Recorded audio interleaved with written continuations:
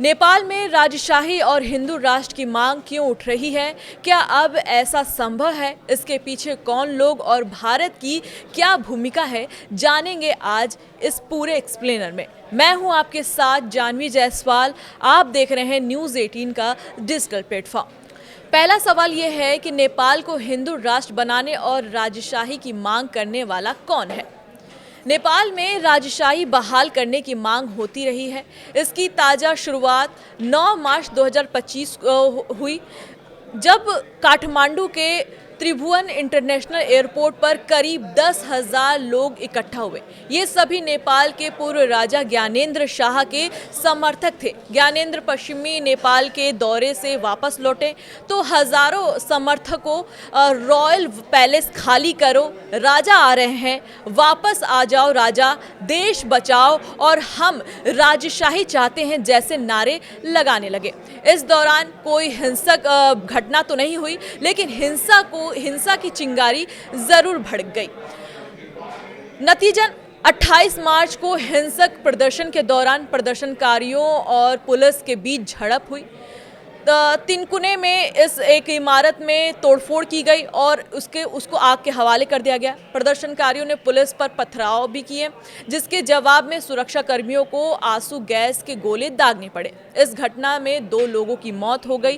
प्रदर्शन राष्ट्रीय प्रजातंत्र पार्टी के नेतृत्व में हो रहा था, जिसे नेपाल के पूर्व राजा ज्ञानेंद्र शाह के समर्थन हासिल है। नेपाल में इस हिंसक झड़प के लिए लोकतंत्र समर्थक पार्टी ने पूर्व राजा ज्ञानेंद्र शाह को जिम्मेदार ठहराया। अब नेपाल में प्रदर्शनकारियों की 2 प्रमुख मांगें हैं। पहला, राजशाही व्यवस्था की बहाली।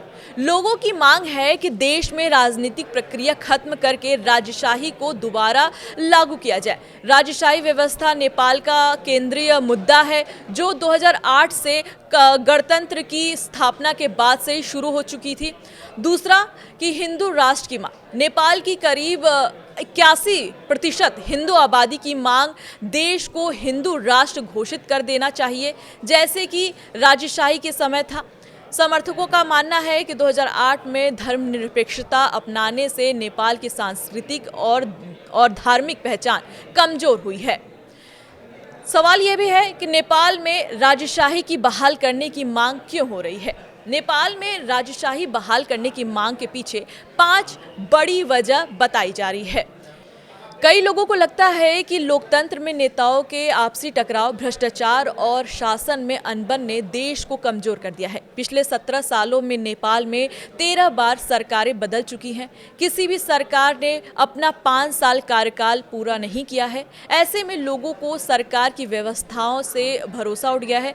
दूसरा, ट्रांसपेरेंसी इंटरनेशनल की रिपोर्ट के अनुसार पिछले 1 साल में नेपाल में भ्रष्टाचार 58% बढ़ गया है। 50% भ्रष्टाचार के मामले प्रधानमंत्री कार्यकाल और राष्ट्रपति कार्यकाल से जुड़े लोगों पर या संगठनों से संबंधित है।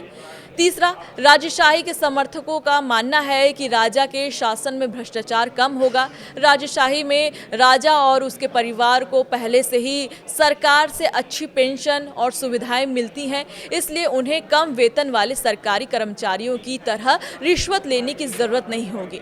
चौथा, राजशाही हटाने के बाद से नेपाल की जीडीपी की रफ्तार थमी है और ट्रेड डेफिसिट बढ़ा है। 2008 से पहले नेपाल 2 रुपए का सामान इंपोर्ट करके 1 रुपए में सामान एक्सपोर्ट करता था। आज का रेशियो 12 से 1 का हो गया है। पांचवा, नेपाल सरकार की रिपोर्ट के मुताबिक 2023 में देश में बेरोजगारी दर 12.6% रही, यानी 2018 से 2023 तक देश की बेरोजगारी दर 1.2 का इजाफा हुआ। 2023 में एवरेज हर महीने 65,000 युवाओं ने देश छोड़ा है। काम की तलाश में उन्होंने देश छोड़ा और बाहर गए। 3 करोड़ आबादी वाले देश के लिए यह बहुत ही बड़ा नंबर साबित हो सकता है। राजशाही समर्थक का मानना है कि संसद में अलग अलग राजनीति दलों में मतभेद के कारण देश का विकास नहीं हो पा रहा है। एक बटी हुई संसद आमतौर पर कोई एक तरफा फैसला नहीं ले सकती है। वहीं एक राजा तेजी और अकेले किसी भी फैसले को आसानी से नहीं ले सकता। तीसरा सवाल ये है कि अगर नेपाल में राजशाही लौट आई तो क्या लोकतंत्र खत्म हो जाएगा?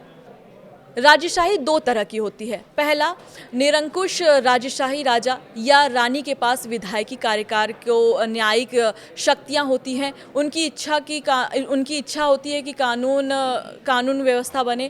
कानून बनाने के लिए शासन चलाने और न्याय देने की योग्यता होनी चाहिए। इसमें संसद, संविधान या जनता द्वारा चुने गए प्रतिनिधियों को कोई भी भूमिका नहीं नजर आती है। राजा की शक्तियों को सीमित कर देना या निरंकुश राजशाही में शासक दावा करते हैं कि उनकी शक्ति ईश्वर से प्राप्त हुई है, जिसमें उनकी सत्ता को चुनौती देना पाप या अपराध माना जाता है।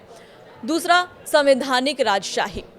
इस शासन व्यवस्था में राजा या रानी देश का शासक होता है, लेकिन उसकी शक्तियां संविधान या कानून के दायरे में सीमित रहती हैं। इस व्यवस्था में राजा या रानी प्रतीकात्मक या औपचारिक भूमिका निभाते हैं, जबकि असल शासक लोकतांत्रिक रूप से चुनी हुई सरकार और संसद के पास होती है। जापान, ब्रिटेन और थाईलैंड जैसी देशों में ऐसी ही व्यवस्था है।